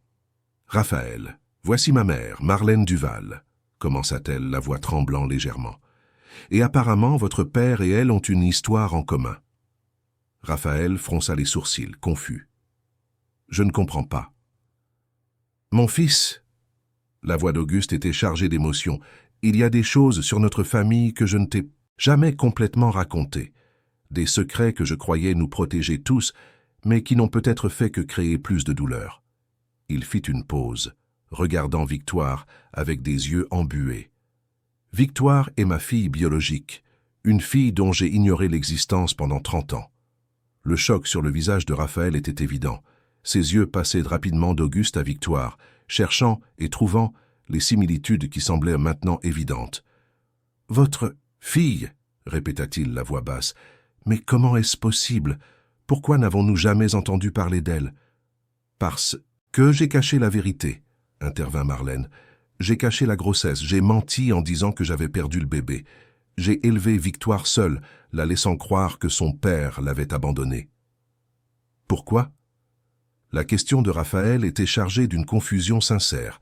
« La peur, » répondit simplement Marlène. « La peur de la perdre au profit d'une famille puissante qui aurait pu facilement me l'enlever. La peur de ne pas appartenir au monde des de Courtenay. La peur de la voir grandir dans un environnement que je ne comprenais ni ne contrôlais. » Raphaël se tourna vers Victoire, ses yeux cherchant confirmation. « Alors vous êtes... Apparemment, je suis une de Courtenay, » compléta-t-elle, avec un sourire tremblant. Bien que j'essaie encore de comprendre ce que cela signifie. Raphaël traita lentement l'information, son visage révélant le tourbillon d'émotions qu'il ressentait. Finalement, il se tourna vers Auguste. « Et moi, père ?» demanda-t-il, sa voix soudainement très calme. « Y a-t-il d'autres secrets que je devrais savoir ?» Auguste ferma brièvement les yeux, comme pour chercher des forces. « Oui, mon fils, comme tu l'as toujours su, tu n'es pas mon fils biologique. Je t'ai adopté quand tu étais bébé après la tragédie avec ton oncle Fernando et sa femme. Ça, je l'ai toujours su, » confirma Raphaël. « Ce que je n'ai jamais compris, c'est pourquoi vous m'avez toujours autant poussé à suivre vos pas, à reprendre les affaires, à me marier selon vos attentes. » Un lourd silence suivit la question. Auguste semblait lutter avec des mots non dits, avec des vérités trop douloureuses pour être révélées. « Parce que j'ai juré à mon frère », répondit-il finalement. Sur son lit d'hôpital, avant de partir, il m'a fait promettre que je t'élèverais non seulement comme mon fils, mais comme un vrai de Courtenay, que tu hériterais non seulement du nom, mais de tout ce qu'il représente, la responsabilité, l'héritage, le devoir envers la tradition. Raphaël fit un pas en arrière, comme si les mots l'avaient physiquement frappé. Alors toutes ces années de pression, toutes les attentes, le mariage arrangé avec Patricia, tout ça, c'était pour tenir une promesse à un homme que je n'ai même pas connu. Raphaël, la voix d'Auguste était suppliante. Tu ne comprends pas. Je t'ai aimé comme mon fils dès le premier instant. Chaque décision que j'ai prise, c'était en pensant à ton bien, à ton avenir. À mon avenir ou à l'avenir du nom de Courtenay, rétorqua Raphaël, l'amertume évidente dans sa voix. Pendant des années, j'ai essayé d'être le fils que vous vouliez, père. Quand j'ai enfin eu le courage de suivre mon propre chemin, de vivre selon mes propres termes, c'était comme si j'avais commis une trahison impardonnable. Victoire observait l'échange entre le père et le fils adoptif, le cœur serré. Tant de secrets, tant de vérités cachées pendant des décennies, émergeant maintenant dans un torrent d'émotions brutes. « Et maintenant ?» demanda Raphaël finalement. « Qu'est-ce qui change avec ces révélations? Suis-je moins votre fils parce que vous avez découvert avoir une fille biologique? Victoire va-t-elle maintenant hériter de tout ce qui m'a toujours été destiné? » « Ce n'est rien de tout ça, » interrompit Victoire, faisant un pas en avant. « Je n'ai jamais rien voulu de Courtenay. Je ne connaissais même pas ce lien jusqu'à hier. Tout ce que j'ai construit, je l'ai construit par moi-même, et c'est ainsi que j'ai l'intention de continuer. La question n'est pas l'héritage ou l'argent, » ajouta tristement Auguste. « La question, ce sont 30 années d'absence dans la vie de ma fille. 30 années que je ne pourrai jamais récupérer. » Un lourd silence tomba sur le groupe. Au loin, on pouvait entendre la musique et les conversations animées du festival se poursuivre, indifférentes au drame qui se déroulait dans ce jardin isolé. « Je dois y aller, » dit soudainement Marlène, la voix faible. « L'effort a été trop grand, je dois retourner à l'hôpital. » Comme pour souligner ses paroles, elle vacilla légèrement. Raphaël instinctivement s'avança pour la soutenir. « Un instant, » dit Auguste, sa voix retrouvant une partie de son autorité d'antan. « Avant que nous ne nous séparions à nouveau, nous devons décider comment procéder. Cette révélation nous affecte tous profondément. »« Je suis d'accord, » dit Raphaël, après un moment de réflexion. « Mais pas ici, pas comme ça. Nous avons besoin de temps, d'intimité. L'annonce des fiançailles, » rappela Auguste. « Tout le monde attend. »« Il n'y aura pas d'annonce, » déclara Raphaël avec une fermeté surprenante. « Je ne peux pas, en toute conscience, m'engager dans un mariage arrangé après tout ce que nous venons de découvrir.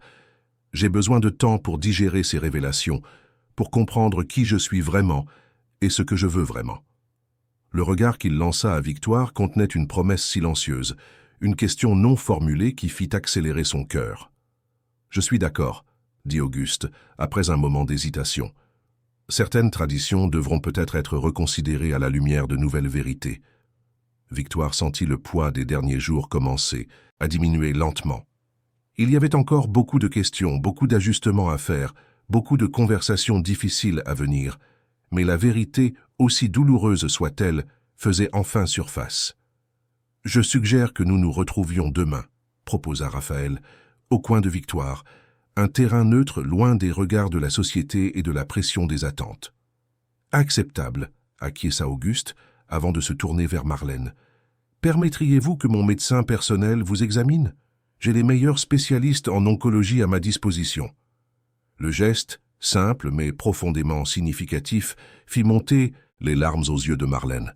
« Ce serait très gentil, » répondit-elle, la voix étranglée. Pendant que Raphaël aidait Marlène à marcher vers l'entrée de l'hôtel, Victoire resta en arrière avec Auguste, père et fille, séparés par des décennies de secrets, enfin réunis par la vérité. « J'ai pleuré ta perte tous les jours, » dit Auguste, brisant le silence. « L'enfant, fils ou fille, que je pensais avoir perdu avant même sa naissance. »« Et j'ai grandi en croyant que mon père m'avait abandonné, » répondit Victoire, la voix basse, « qu'il ne voulait pas de moi, qu'il ne s'était même pas soucié de me connaître. »« Pouvons-nous rattraper le temps perdu ?» demanda Auguste, tendant une main hésitante vers elle sans oser la toucher. Victoire regarda cette main, vieillie, marquée par des décennies de travail et d'expériences qu'il n'avait jamais partagées. Lentement, elle la prit dans la sienne. « Je ne sais pas si nous pouvons récupérer ce qui a été perdu, » répondit-elle honnêtement. « Mais peut-être que nous pouvons construire quelque chose de nouveau, quelque chose de vrai cette fois. » Le sourire d'Auguste illumina son visage fatigué, révélant à Raphaël, qui revenait les chercher, à quoi Victoire avait dû ressembler aux yeux du jeune Auguste des décennies plus tôt. « Prête à affronter la situation là-dedans » demanda Victoire à Raphaël, en désignant du menton la salle principale de l'hôtel. « Après ce que nous venons de découvrir, répondit-il avec un sourire qui promettait bien plus qu'il ne disait, affronter Patricia Mendoza et ma mère semble presque facile. » Les trois marchèrent ensemble vers l'hôtel, chacun portant le poids de vérités fraîchement découvertes, mais aussi la légèreté que seule l'honnêteté peut apporter.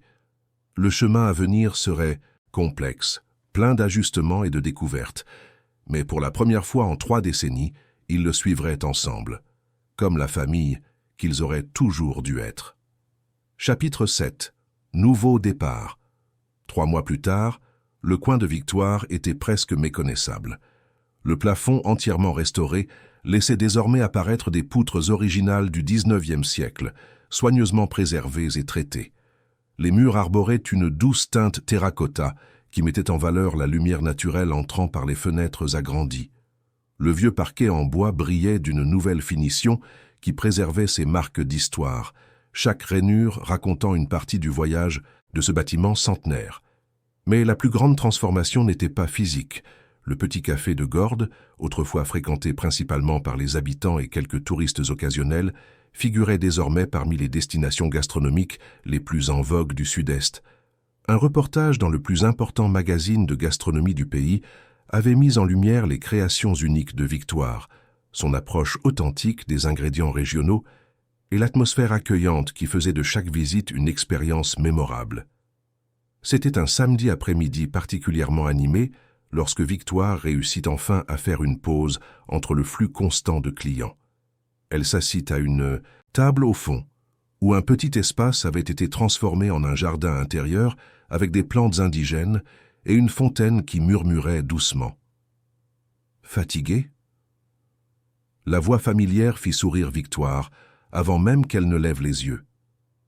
Raphaël se tenait devant elle, tenant 2 tasses de café fraîchement préparées. Au cours des derniers mois, il était devenu une présence constante au café, d'abord comme un observateur curieux, puis comme un ami, un confident, et enfin, quelque chose de plus, encore pas tout à fait défini, mais profondément significatif. « Juste en train de reprendre mon souffle », répondit-elle, acceptant la tasse offerte. « Je n'aurais jamais pensé qu'un jour je devrais refuser des réservations par manque de place. » « Vous devriez envisager de vous agrandir, » suggéra Raphaël, s'asseyant à côté d'elle. « J'ai entendu dire que le local voisin est à vendre. » Victoire sourit, reconnaissant l'allusion. Ces dernières semaines, Raphaël lui avait subtilement suggéré des idées pour développer son affaire, toujours en respectant son indépendance, mais en laissant clairement entendre qu'il croyait au potentiel du coin pour devenir quelque chose de plus grand. « Je m'habitue encore à cet espace rénové, » répondit-elle, regardant autour d'elle avec fierté. La rénovation, financée initialement comme un prêt de Courtenay, avait été méticuleusement planifiée pour préserver l'essence du lieu tout en améliorant sa fonctionnalité.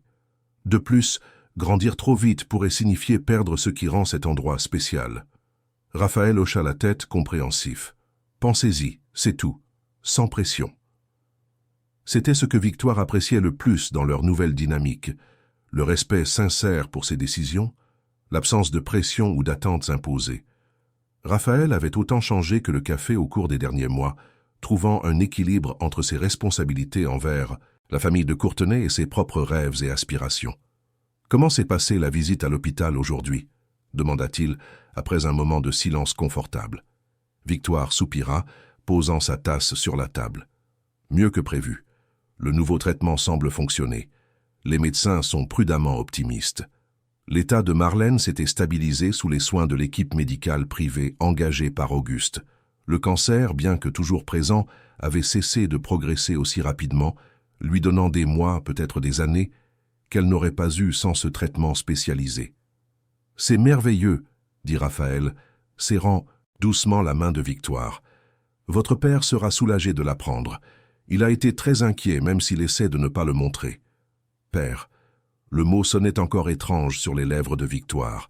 Après 30 ans à se croire orpheline de père, s'adapter à la présence d'Auguste dans sa vie était un processus continu de découverte et d'ajustement. En parlant de lui, continua Raphaël, il m'a demandé de vous remettre ceci. Il tendit une enveloppe élégante, avec le blason des de Courtenay. Victoire l'ouvrit soigneusement, y trouvant une invitation formelle pour l'inauguration de la nouvelle aile de l'hôpital Sainte-Jeanne, désormais baptisé Centre de traitement oncologique Marlène Duval. « Il l'a vraiment fait », murmura Victoire, émue. « Maman va être... je ne sais même pas comment décrire. » « Auguste de Courtenay tient toujours ses promesses, » répondit Raphaël avec un sourire, « surtout celles qu'il fait à son cœur. » Depuis la révélation dramatique au festival gastronomique, Auguste s'était consacré à 2 missions parallèles. Renouer avec la fille qu'il n'avait pas connue pendant 3 décennies et assurer le meilleur traitement possible à Marlène. Le centre oncologique était l'aboutissement de ses efforts, un héritage qui aiderait non seulement Marlène, mais des milliers d'autres patients sans les moyens pour des traitements avancés. « Isabelle a confirmé sa présence ?»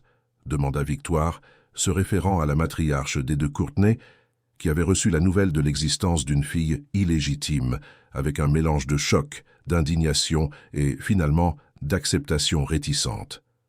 Raphaël hésita, faisant tourner la tasse entre ses mains. Elle a dit qu'elle serait là, pour Auguste principalement, mais aussi, elle a mentionné qu'il est temps de connaître convenablement la fille de son mari. Victoire ne put retenir un sourire ironique.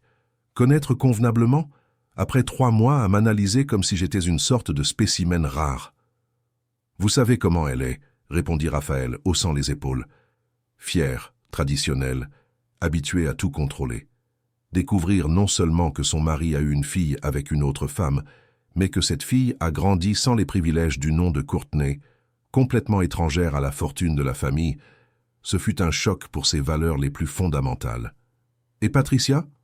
La question s'échappa avant que Victoire ne puisse la retenir. Bien qu'elle évitât d'aborder le sujet, la curiosité sur le sort de la fiancée abandonnée de Raphaël la tourmentait souvent. « Elle est retournée en Argentine il y a 2 semaines, » répondit Raphaël, sans montrer d'émotion particulière. L'accord entre les familles a été renégocié. Les Mendoza maintiendront leur partenariat commercial avec les de Courtenay, mais sans la composante matrimoniale. « Elle doit me détester, » commenta Victoire, se souvenant du regard glacial que Patricia lui avait lancé le jour des révélations. En fait, Raphaël sourit. Je pense qu'elle était secrètement soulagée. Tout comme moi, Patricia a grandi sous le poids d'attentes imposées par d'autres. Notre mariage aurait été pratique pour les affaires, mais un désastre personnel pour nous deux. Le son de voix animée à l'entrée du café interrompit la conversation. Victoire se leva pour vérifier, trouvant M. Edmond, le client le plus ancien et le plus fidèle, accompagné de nul autre qu'Auguste de Courtenay. Les 2 hommes âgés discutaient joyeusement, comme de vieux amis se retrouvant après une longue séparation. « Victoire, ma fille !» s'exclama Auguste en la voyant, ses yeux s'illuminant de la même manière à chaque fois qu'il l'appelait ainsi. « J'espérais te trouver ici. J'ai amené un vieil ami pour découvrir ton café. » À côté de lui se tenait un homme grand, à la peau tannée et aux cheveux grisonnants, vêtu de vêtements simples mais élégants. « Voici Kevin Etcheverry, l'un des plus grands spécialistes du café du pays, » présenta Auguste fièrement. « Coordinateur du projet de préservation des variétés de café d'exception des Antilles françaises. » Victoire reconnut immédiatement le nom.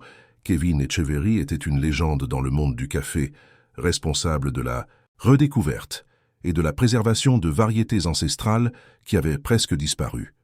« Votre café a une réputation extraordinaire, mademoiselle Duval, » dit Kevin, tendant la main pour la saluer.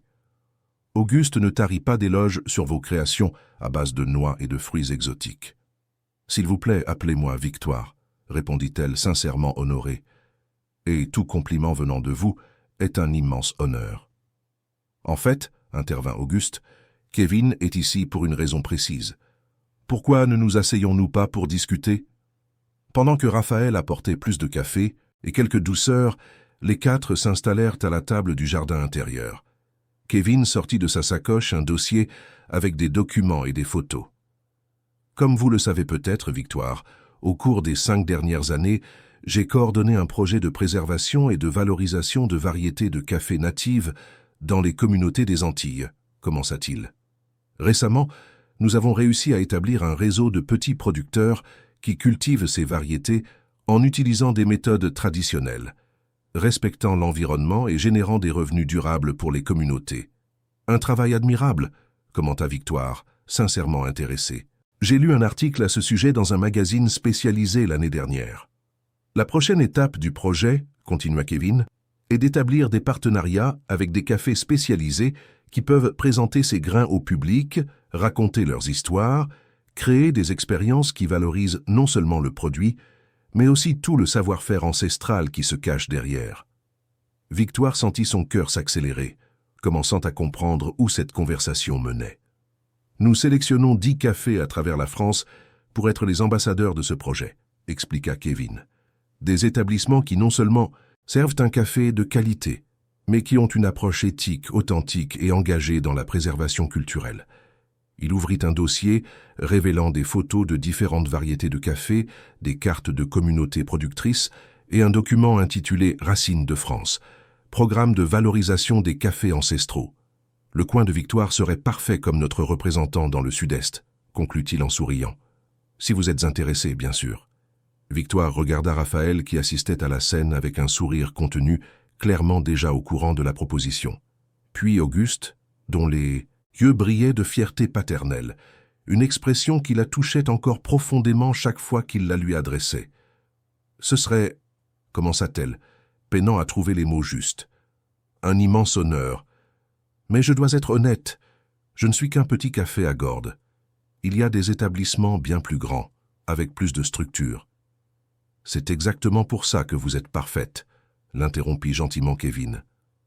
Nous ne cherchons pas les plus grands, mais les meilleurs. Ceux qui gardent l'essence, qui racontent des histoires à travers le café, qui valorisent les racines. Racines, répéta Victoire, le mot résonnant d'une manière spéciale. Au cours des derniers mois, elle avait découvert ses propres racines, renouant avec des parties de son histoire qu'elle croyait perdues à jamais. « J'accepte, » répondit-elle finalement, tendant la main pour sceller l'accord. Le coin de Victoire sera fier de représenter ce projet. Alors qu'ils discutaient des détails pratiques du partenariat, Victoire remarqua l'agitation croissante à l'entrée du café. C'était l'heure de pointe de l'après-midi, où touristes et locaux se mêlaient à la recherche d'un refuge douillet contre la chaleur provençale. « Je dois aider. Devant !» s'excusa-t-elle en se levant. « Pouvons-nous continuer cette conversation après la fermeture ?»« Bien sûr !» acquiesça Kevin. « Je reste en ville quelques jours, sans précipitation. » Auguste se leva également. « Je dois rendre visite à Marlène à l'hôpital. Raphaël, tu viens ou tu restes ?»« Je reste pour aider, » répondit Raphaël, déjà familier de la routine du café. Ces derniers mois, il était devenu courant de le voir servir des tables ou préparer du café aux heures de pointe, à l'étonnement de l'élite locale qui fréquentait occasionnellement l'endroit. Avant de partir, Auguste s'approcha de Victoire, prenant ses mains dans les siennes. « Je suis fier de toi, ma fille, » dit-il, la voix chargée d'émotion. « De ce que tu as construit, de qui tu es. Fier non pas comme un de Courtenay, mais comme un père. Simplement, comme un père. » La simplicité et la sincérité de ces mots touchèrent profondément Victoire. Derrière l'empire commercial, les traditions et les attentes, Auguste de Courtenay n'était, en fin de compte, qu'un homme qui avait retrouvé la fille qu'il pensait avoir perdue, et à cet instant, c'était tout ce qui comptait. Alors, que les heures passaient et que le café vibrait de l'énergie des clients, Victoire se déplaçait entre les tables avec une légèreté qu'elle n'avait pas ressentie depuis des années. À ses côtés, Raphaël travaillait avec le même dévouement, échangeant occasionnellement des regards et des sourires qui en disaient plus que des mots. Lorsque le dernier client fut enfin parti et que les portes furent fermées, Victoire monta sur la petite terrasse du café, son refuge particulier pour les moments de réflexion. La vue de Gordes la nuit était à couper le souffle, les lumières dorées parsemant les collines, la baie vallée en contrebas reflétant le ciel étoilé, le mélange des sons lointains du village qui ne dormait jamais complètement. Elle sentit plus qu'elle n'entendit la présence de Raphaël derrière elle. Au cours des derniers mois, ils avaient développé cette connexion silencieuse, cette capacité à communiquer sans mots qui l'effrayait et la fascinait à la fois. « Tu veux être seul ?» demanda-t-il, respectant son espace comme il le faisait toujours. Victoire se retourna, tendant la main dans une invitation silencieuse. « Non, pas ce soir. » Raphaël s'approcha, entrelaçant ses doigts aux siens. Côte à côte, ils contemplèrent le village qui les avait réunis de manière si inattendue. « J'ai beaucoup pensé à ce qui s'est passé ces derniers mois, » dit Victoire. « Enfin, à la façon dont nos vies ont complètement changé en si peu de temps. »« Pour le mieux, j'espère, » répondit Raphaël, son pouce traçant des cercles doux dans la paume de sa main. « Pour le mieux, » confirma-t-elle en souriant, « mais aussi plus compliqué, plus réel. » « Quand j'ai découvert que je n'étais pas ton frère biologique, » dit Raphaël après un moment de silence, « j'ai ressenti un soulagement si profond que ça m'a fait peur. J'ai réalisé à cet instant à quel point tu comptais déjà pour moi. » Victoire sentit son cœur s'accélérer. Ils avaient navigué prudemment autour de ce sujet pendant des semaines, testant les limites, construisant la confiance, mais sans jamais vraiment nommer ce qui grandissait entre eux. « Et quand j'ai pensé que tu étais mon frère, » avoua-t-elle, la voix presque un murmure, « j'ai eu l'impression que l'univers me jouait un tour cruel, comme si j'avais enfin trouvé quelqu'un qui me comprenait complètement pour découvrir que c'était impossible. »« Rien n'est impossible, » murmura Raphaël, se tournant pour lui faire face. Au clair de lune, ses yeux semblaient contenir tout le mystère de la nuit provençale. Juste improbable, comme nous. « Nous !» répéta Victoire, le mot porteur d'un poids, d'une promesse. « Oui, nous !» confirma Raphaël, s'approchant lentement. « Une chef indépendante qui a bâti son propre empire à partir de rien, et un héritier réticent qui a fui son propre nom pour redécouvrir sa valeur. Improbable, mais parfaits ensemble. » Lorsque leurs lèvres se rencontrèrent enfin, ce fut comme si toutes les pièces d'un puzzle complexe s'emboîtaient parfaitement. Il n'y avait pas d'urgence, seulement la certitude tranquille que ce moment avait toujours été destiné à se produire, depuis le premier instant où leurs chemins s'étaient croisés cette nuit d'orage. « Et maintenant ?» demanda Victoire quand ils se séparèrent enfin, leurs bras toujours enlacés. Raphaël sourit, ce sourire qui illuminait tout son visage et réchauffait quelque chose de profond en elle. « Maintenant, nous vivons, un jour à la fois. Nous construisons quelque chose à nous, quelque chose qui n'est pas défini par le nom de Courtenay ou par les attentes des autres. Juste par nous, parce que nous choisissons d'être ensemble. » La simplicité et la perfection de ces mots firent sourire Victoire. Pendant 30 ans, elle avait construit des murs autour de son cœur, croyant que l'amour était un luxe qu'elle ne pouvait pas se permettre. Maintenant, ces murs s'effondraient comme du sable au vent, non pas dans une chute abrupte, mais dans une reddition progressive et libératrice. Sur la terrasse du coin de Victoire, sous le ciel étoilé de Gordes, 2 personnes qui avaient passé leur vie à chercher leur place dans le monde l'avaient enfin trouvée. Non. Pas dans un nom de famille, non pas dans un héritage ou une tradition, mais dans les bras l'un de l'autre.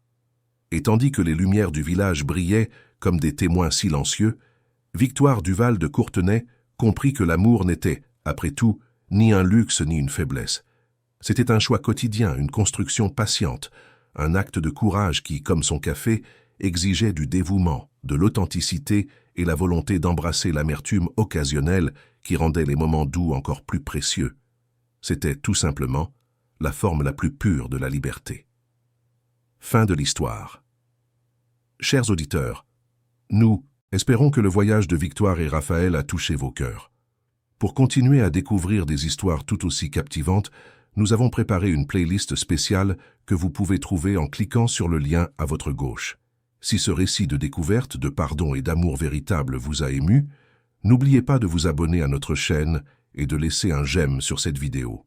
Chaque jour, nous vous proposons des histoires uniques qui explorent la complexité de la vie, avec des personnages réels et des émotions que nous pouvons tous reconnaître. Partagez dans les commentaires quel a été le moment qui vous a le plus touché dans cette histoire de lien invisible que le temps n'a pas pu effacer. Nous sommes impatients de lire vos impressions